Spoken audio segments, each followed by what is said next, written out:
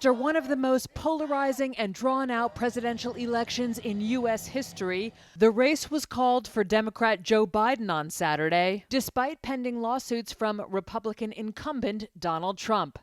Voters ultimately embraced Biden's promise of a renewed effort to combat the coronavirus pandemic, fix the economy, and bridge America's political divide after 4 tumultuous years of Trump's leadership.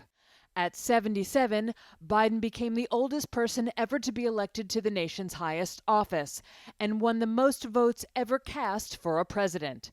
Winning the White House would be the pinnacle for any politician, but it's particularly special for Biden, says Reuters political correspondent James Oliphant. This is his 47th year in politics. He run for president 3 times. He really never got out of the starting gate. The first 2 times, it's a lot of vindication for a guy who was counted out a zillion times, even during the 2020 campaign.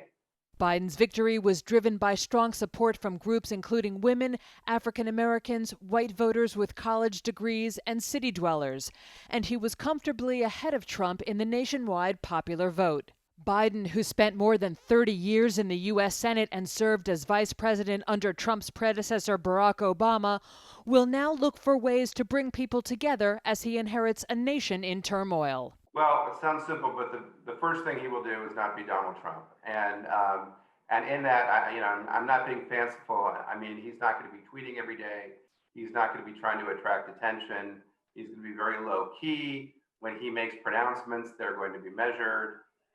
He's just going to try to lower the temperature. That's going to be his first move. Just not being so omnipresent in people's lives. He brings with him running mate Kamala Harris, who is the first woman, the first Black American, and the first American of Asian descent to become vice president.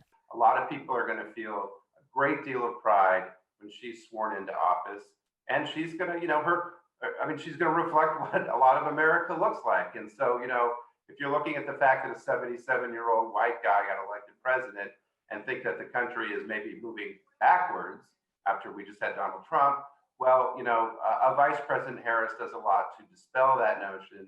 A U.S. Senator from California, Harris has a track record of shattering glass ceilings.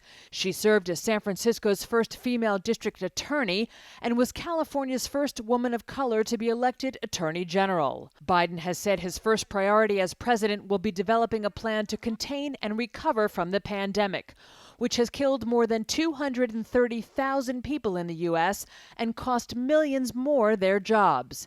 He has promised to improve access to testing and, unlike Trump, to heed the advice of leading public health officials and scientists. Notwithstanding legal battles ahead, Biden and Harris are due to be sworn into office on January 20th, 2021.